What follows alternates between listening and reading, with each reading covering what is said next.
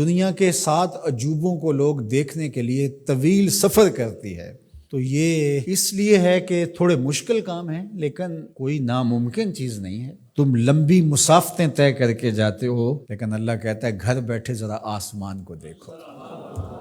1 fit کی tile دنیا کا بڑے سے بڑا معمار بغیر کسی سپورٹ کے یا ستون کے کھڑی نہیں کر سکتا۔ اتنا بڑا آسمان بغیر ستونوں کے اس نے کھڑا کیا ہوا ہے۔ ذرا غور تو کرو، تدبر تو کرو، اور زمین کو دیکھو، زمین کیسے ہموار کر دی گئی۔ اللہ اکبر، دیکھنے کو تو مٹی ہے، لیکن اس مٹی کے اندر جب بیج ڈالتے ہیں تو مٹی کا رنگ کیسا ہے، اور جو بیج اگتا ہے وہ کونپل کا رنگ سبز ہوتا ہے۔ پھر اس کے اوپر شاخ، اور شاخ کے ساتھ پتے، پھر پتوں کے ساتھ کلیاں، اور کلیوں کے ساتھ پھر غنچے اور پھول، اور پھر پھل، اور پھل میں بھرا ہوا رس، رس کے اندر مٹھاس، اور اس کے اندر طبی خواص اور توانائی۔ مٹیالی زمین سے اگنے والے پودے کے رنگ میں سرخیاں کہاں سے آ گئیں؟ اس کے پتوں میں سبزی کہاں سے آ گئی؟ زمین کو سیلی ہے، لیکن اس سے نکلنے والے پودے کے اندر رس اور مٹھاس کہاں سے آ گئے؟ تم اپنی مٹی کو دیکھو اور آسمان کو دیکھو، کہیں ایک قدم بھی چل کے نہ جاؤ، تم خدا کو ماننے پہ مجبور ہو جاؤ گے۔ حضرت شیخ فرید الدین عطار کا ایک شعر مجھے یاد آیا، کیا خوبصورت بات کہی۔ سانے کس دیں صلاتی می کند، کیسا کاریگر ہے، مٹی سے بادشاہ بنا دیتا ہے۔ یہ جو زبان بول رہی ہے یہ مٹی سے بنی ہوئی ہے، یہ جو آنکھیں دیکھ رہی ہیں یہ مٹی سے بنی ہوئی ہیں، یہ جو کان سن رہے ہیں یہ مٹی سے بنے ہوئے ہیں، یہ دماغ جو سوچ رہے ہیں اور جو صغرے کبرے ترتیب دے رہے ہیں، جو کہا گیا وہ بھی، جو میں کہنا چاہ رہا ہوں وہ بھی یہاں گھوم رہا ہے، یہ دماغ بھی مٹی کا بنا ہوا ہے۔ یہ سیاہ گھنے بال، یہ خوبصورت چہرہ، یہ رنگوں کی سجی ہوئی دنیا، یہ سب کچھ مٹی۔ یہ پھول مٹی سے نکلا، یہ انار مٹی سے نکلا۔ انار کے اندر جو پیکنگ ہے یہ مٹی کی بنی ہوئی ہے، اس کے اندر جو رس رکھا ہوا ہے، بھرا ہوا ہے، وہ بھی مٹی سے پیدا ہوا ہے، اس کے اندر مٹھاس بھی مٹی سے آئی۔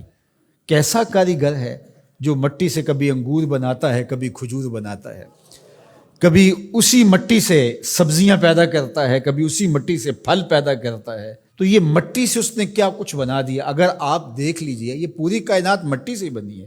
یہ جو خوبصورت میز آپ کو دکھ رہی ہے یہ کہاں سے نکلی؟ یہ درخت سے آئی نہ، درخت کہاں سے نکلا؟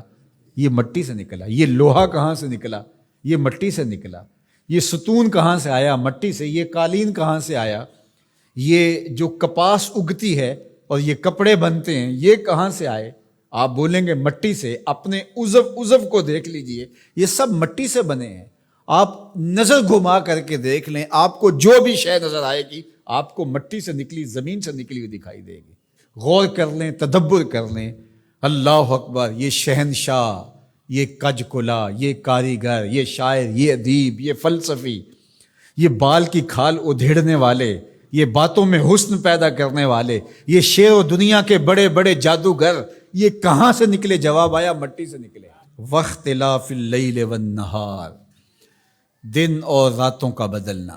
اب سورج کی روشنی اتنی ہے کہ ماحول منور ہے، پھر دھیمی دھیمی تاروں کی چھاؤں ہوگی۔ کبھی دن آتا ہے، کبھی رات آتی ہے، کبھی صبح کا سپیدہ نمودار ہوتا ہے، کبھی شام کے دھندلکے ہوتے ہیں، کبھی کالی رات دبیز چادر اوڑے آ جاتی ہے، کبھی چٹا دن ہوتا ہے، کبھی گرم دھوپ ہوتی ہے، کبھی کڑکتی دوپہر ہوتی ہے، کبھی برستی بارش ہوتی ہے، کبھی گھر کے سرمئی بادل آ جاتے ہیں، کبھی کوسے قزا کی رنگینیاں ہوتی ہیں، کبھی دھنک کی شوخیاں ہوتی ہیں، کبھی بادلوں کی اوٹ سے جھانکتا ہوا چاند دکھائی دیتا ہے، کبھی سورج بادلوں کے پیچھے چھپتا نظر آتا ہے، کبھی درد غروب سے زرد لگتا ہے، کبھی سرخ ٹکیا سورج کی دکھائی دیتی ہے، کبھی اتنا روشن کہ دیکھا نہیں جا سکتا۔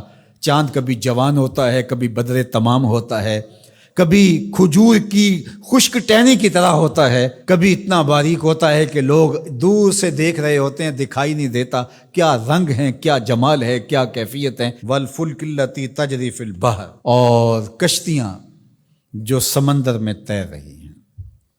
1 فٹ کا لوہا لے کر کے آپ پانی میں پھینکو، ڈوب جائے گا، لیکن ہزاروں ٹن وزن لیے ہوئے اس میں لوہا بھی ہے اور بھی چیزیں ہیں۔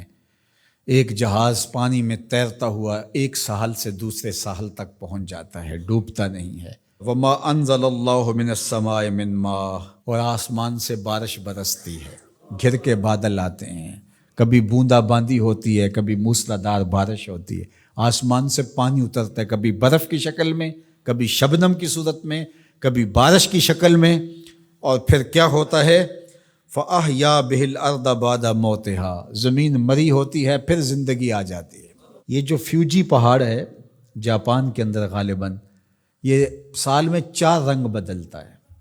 ایک وقت آتا ہے برف سے بالکل سفید ہو جاتا ہے، پھر وقت آتا ہے کہ برف اترتی ہے تو اس کی سیاہی، اس کا رنگ نکھر کے سامنے آتا ہے، پھر اس کے اوپر سبزہ اگتا ہے تو پورا سبز ہو جاتا ہے، اور اس کے اوپر اگنے والے سبز کے اوپر لگنے والے جو پھول ہیں وہ سرخ ہیں، پھر وہ بالکل سرخ ہو جاتا ہے۔ کبھی دیکھیں تو وہ آپ کو سفید چادر اوڑے کوئی لیٹا ہوا دکھائی دیتا ہے، اور کبھی وہ مہیب سیاہ رنگ کا پہاڑ دکھائی دیتا ہے، اور پھر وہ سبزے کی چادر اوڑھ کے ملنگ بن کے بیٹھ جاتا ہے، اور پھر وہ دلہن بن کے سرخ رنگ کا جوڑا پہن کے نیا نظارہ دے رہا ہوتا ہے۔ تو پہاڑ تو ایک ہی ہے لیکن رنگ اس کے کئی ہیں۔ لآیات لقوم یعقلون، اللہ فرماتا ہے یہ نشانیاں ہیں اہل عقل کے لیے، اگر وہ تدبر کریں، غور کریں، تفکر کریں۔ جب کوئل کی آواز آتی ہے تو اس کے لہجے کے اندر یہ درد کس نے رکھا ہے؟ جب بادل گھومتے ہیں اور پانی لے کر کے ٹنوں کے حساب سے گھوم رہے ہوتے ہیں تو یہ کس نے سہار رکھا ہے ان کو؟ یہ آسمان بغیر ستون کے کیسے کھڑے ہیں؟ یہ زمین سے سبزے کیسے اگتے ہیں؟ ہم آکسیجن اپنے لیے ان ہواؤں سے کیسے کشید کرتے ہیں؟ رحم مادر کے اندر نقش و ونگار کیسے بنتے ہیں؟ زندگی کی رمق کیسے آتی ہے؟ حیات جاویداں کا نور کیسے ملتا ہے؟ رنگوں کی کائنات کیسے آباد ہوتی ہے؟